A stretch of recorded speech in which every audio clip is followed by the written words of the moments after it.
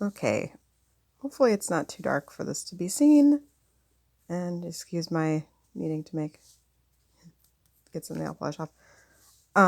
People have been complaining about the PPE masks, the elastics hurting their ears, so I made this crocheted little yarn stash buster thing I made little buttonholes in it, and there's a loop here, so you can, it would have been smart if I'd grabbed one of the masks that we have. You can put the ear elastic for one ear through, and then find one of the buttonholes to size it for where you need it. Thread. It's really hard to do this while looking through the camera that's strapped to my chest. I'm not used to viewing the world this way, so sorry for my clumsies. And thread it through so it'll hold to wherever the adjustment is, and I have them every inch or so. And then tie this side to the other ear strap, and this goes on the back of the head and holds the elastic off the back of the ears to keep them getting irritated. I figured this yarn, while it's really cute, it's nice little green mix colors, it's really hard to see what I'm doing with that, so I will do this little video instruction using this yarn instead. It's really, really simple, but it does require a stitch. I didn't chain. This isn't chained. I don't know what the name of the stitch is. It's something I learned how to do several years ago. But it's actually, this is a half double crochet that's going into its own base. And I'll show how to do that. I chained 25 before starting to do that. But that's how I do that. And then there's a chain 7 loop before going back on itself. And I did, this one I think I did 36, and I'm going to do 34 instead, because I think the math works out better that way. So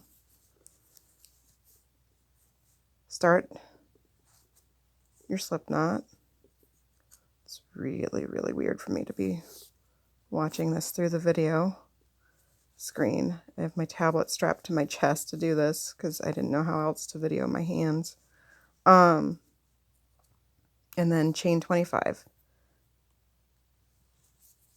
1, and excuse the mess in the background. 2, 3, 4, 5, 6, 7, 8, 9, 10, 11, 12, 13, 14, 15,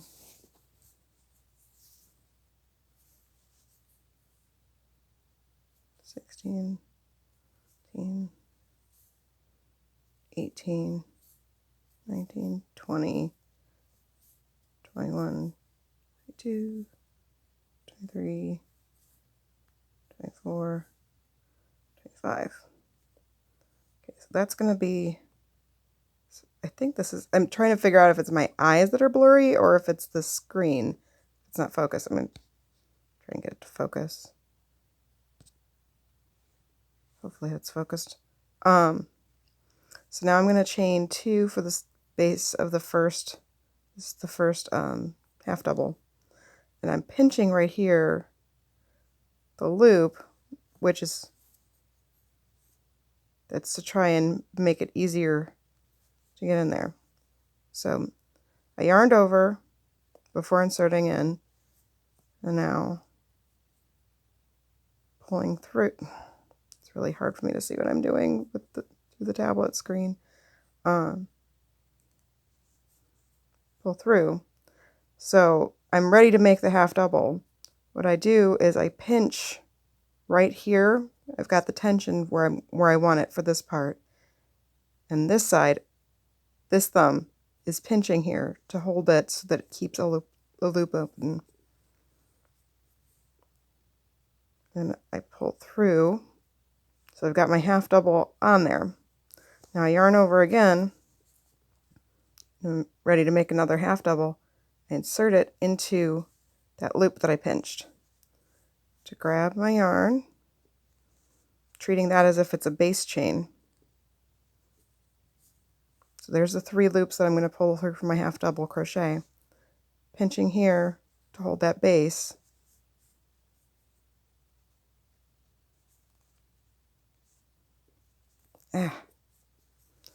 Cannot see where I'm snagging. There. So I made the half double. Pinching here to make sure that I keep that loop open.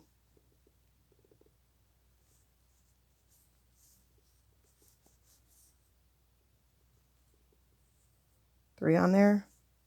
Pinch. Through the 2 loops. Yarn over.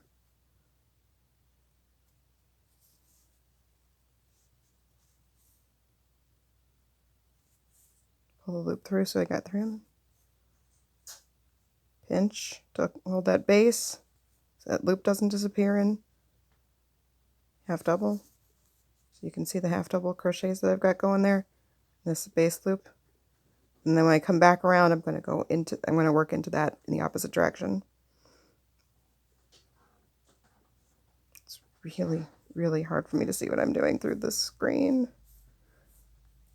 If I'm doing this where I can actually see what I'm doing, because I couldn't even tell which way my hook was facing right there. I can do these in about 10 minutes, less than 10 minutes I can make one. But this is a really frustrating way to do it. And I'm also trying to go slower so that you can see what I'm doing. Because this is a stitch that is not a common, working itself into the base like this is not a common crochet technique. But it's one that I've discovered I really love to do because it also gives a stretch to the fabric that you make. I do this specific stitch sometimes even, hello, here's my service dog. When I'm not going to make a fabric of it, I just use this and it makes a really nice necklace with a thinner crochet cotton thread. I'll do it as a single crochet a lot to use for necklaces, for the worrystone necklaces that I make. It's the part that goes around your neck. This is the half double crochet version of that stitch that I do. Usually I do single crochet.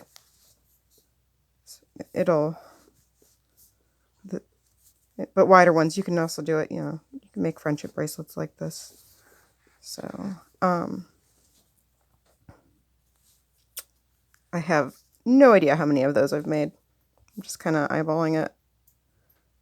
And my dog is wandering around.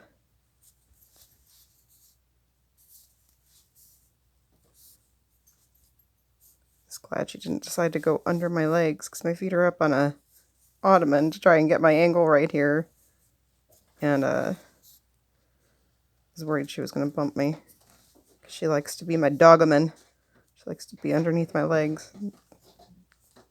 Give her a little bit of a massage with my feet sometimes while I'm crocheting.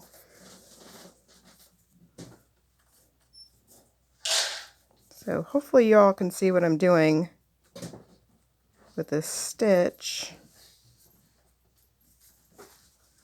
Enough to do it. Because we have 3D printer in the house, so I was requested to make the holders for those ear things, but I can make these faster than my 3D printer can make those plastic ones. So, and this I trust to be more durable and washable and hold up to reuse. I made a prototype for my husband and he tried it on. It also makes it so you can keep it attached to your mask and then just use the elastic stretchiness to pull the mask on and off without having to undo it, which is a nice feature probably for people who, if they're putting the masks on and off, reusing them in between, you know. Probably could just throw this in the wash with the mask itself.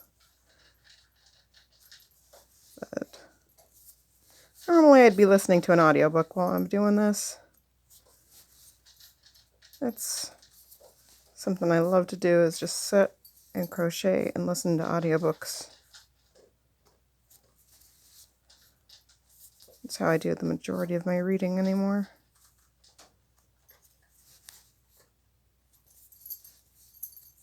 I was listening to, can't remember the author, The Neurobiology of We through Hoopla, which I get through my local public library when I was working on these prototypes. I need to go off camera to count because I can't count through there. 1, 2, 3, 4, 5, 6, 7, 8, 9, 10, 11, 12, 13, 14, 15, 16, 17, 18, 19, 20, 21, 22, 23, 24, 25. I'm on the 26th. 6, 7, 8, 29,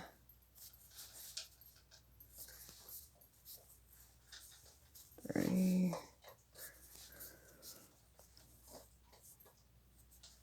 31, 32, 33, 34. Okay. Most important is I'm just trying to make it an even number, and it doesn't really matter. It's not going to be really obvious if it's not an even number, but I might have accidentally just done 35. I lost track. Anyway, so I'm at the last one. Now I'm going to chain 7 to make a little like buttonhole loop. 1, 2, 3, 4, 5, 6, 7.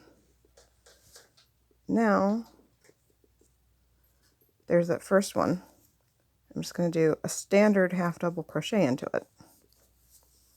So loop back in the direction that I'd started. Okay, and then the second half double crochet, I'm trying to see where, okay, here's the loop. I'm going to, so I've already yarned over, in, pull through, oop, where's my hook, there it is.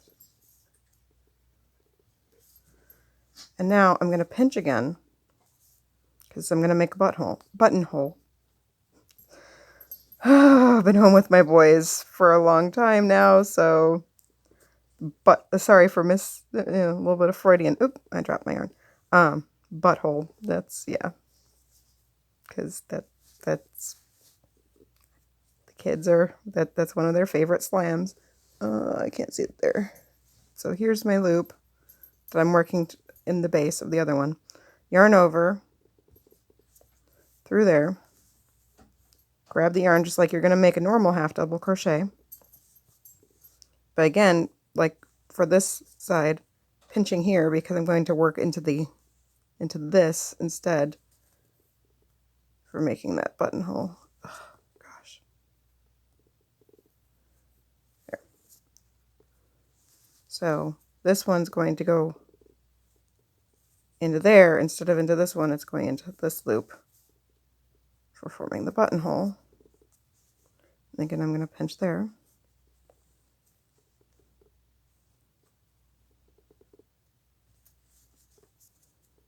And I'm going to do that again. So there's 2 stitches in the buttonhole and 2 stitches in the base.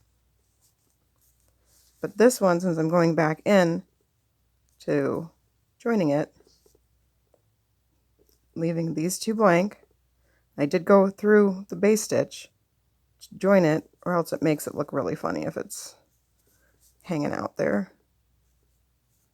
So I went through and pulled the yarn through here, and now I'm going to pull it through that base stitch, and now I'm going to form my standard little half double crochet.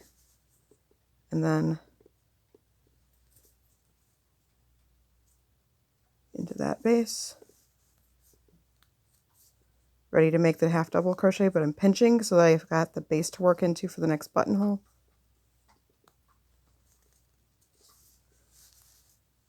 Work into that stitch instead of into the base.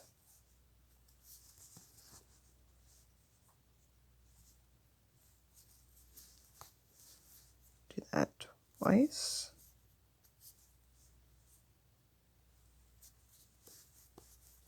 Yarn over into that base part there. Skip 2 into that foundation there. Oops, I yarned over and brought. See, I'm a little sleepy, so I'm kind of missing some of. I might make a little bit of goof ups, but it's okay. It'll still work. And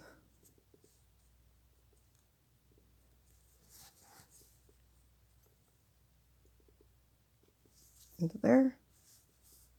Yarn over, pull through. Ball yarn. Pinch.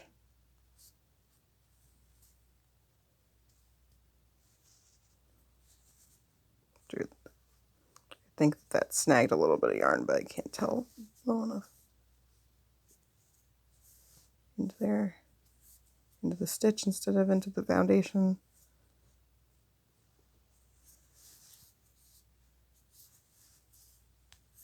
Twice.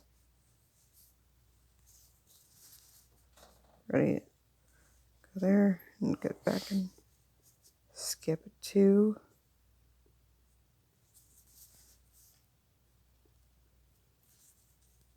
It's really hard to see what I'm doing through the tablet screen. It's this one.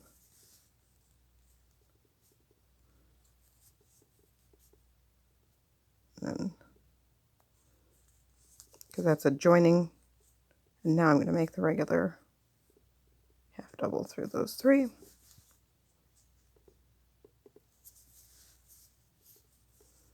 More regular half double, but pinching to make sure that I can work into the stitch instead of into the foundation here.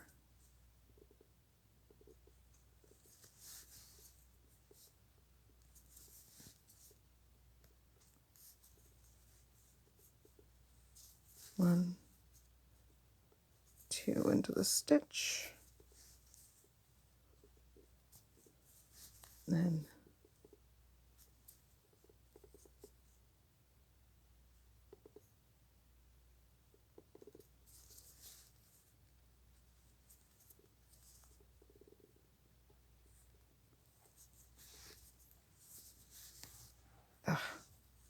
so it's going through the stitch and the foundation when I'm rejoining it for the buttonhole effect.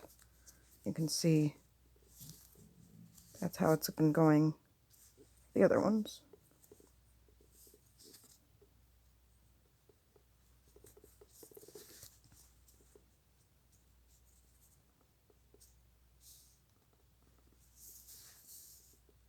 Really hope that this video is not horribly blurry.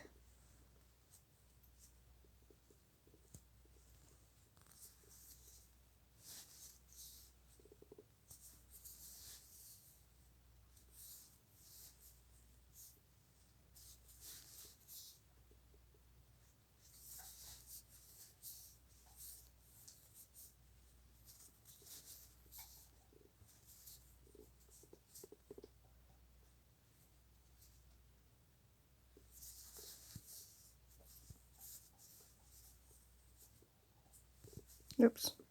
See, I forgot to pull it through the stitch. So I've made that goof a couple of times on the ones I've been doing. And I dropped my yarn.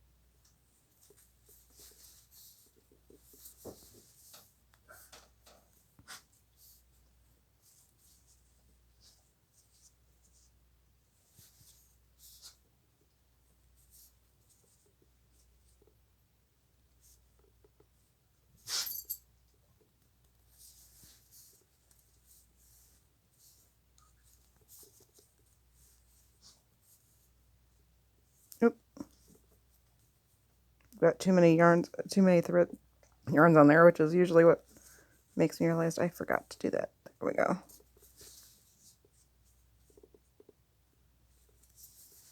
It's mostly a matter, it'll just lay flatter if you do that. It'll still function if you mess up there, so don't worry too much about it.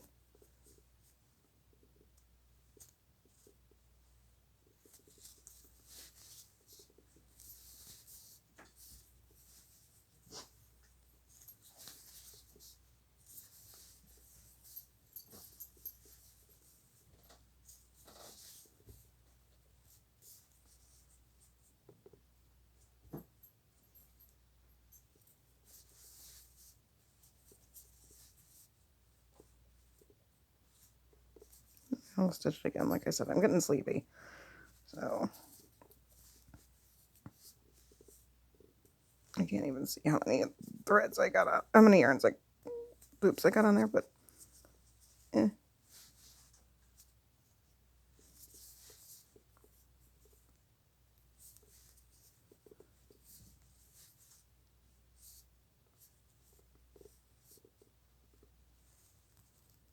doing a lot of this by feel more than sight.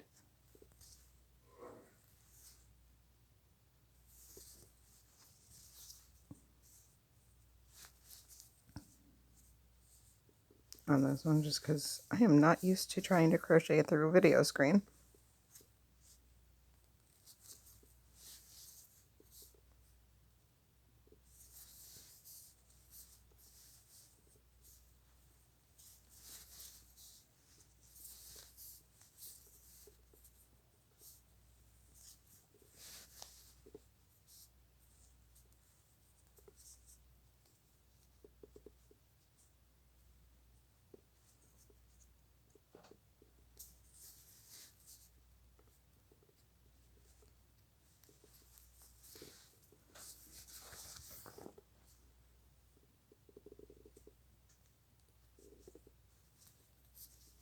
Again, I can't even see what I'm doing right there. Oh, I think I've got too many loops.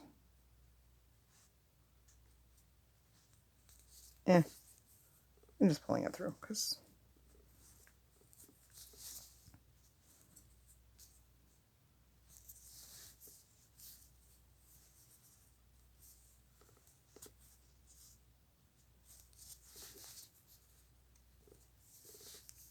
almost to the end here.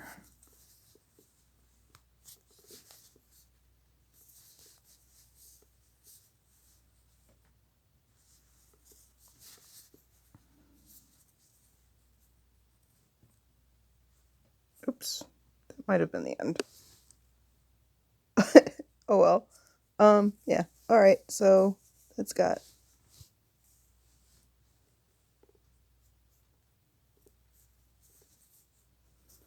that's a little odd, but all right. So I might have made the wrong number of stitches. I wasn't really doing my math. I'm aiming for from here to here to be around 8 to 9 inches. I mean, there's stretch.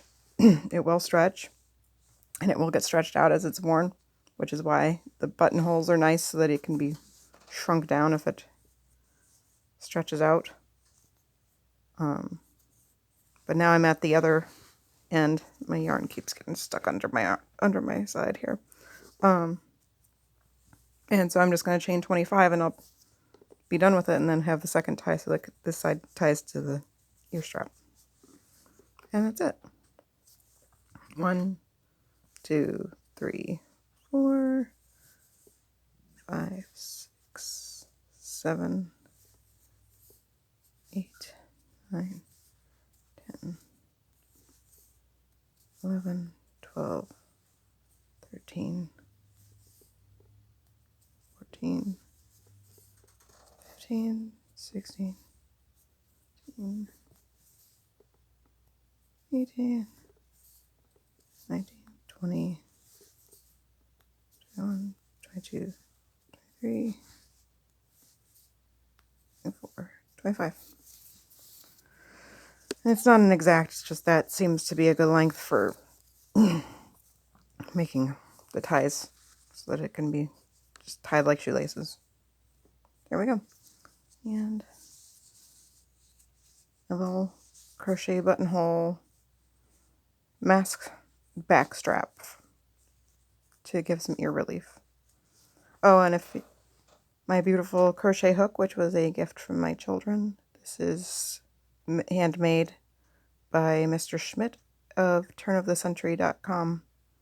I found his hooks for the first time at an art festival, which he doesn't do anymore. He only takes online orders. But I love working with these hooks. Made several of my children's layets with them, and I make layets for other people with them as gifts. I refer to them as my magic wands. I love these things. He has some that are more decorated, but I like the very simple ones. They're just very comfortable in my hand. So give him some business if you are looking for a lovely handmade wooden crochet hook. He uses different hardwoods. Can't remember what the name of this one is, but I just really like them. All right. Hope that helps you help others and provide some relief to ears and a way to burn up small amounts of yarn stashes. Night.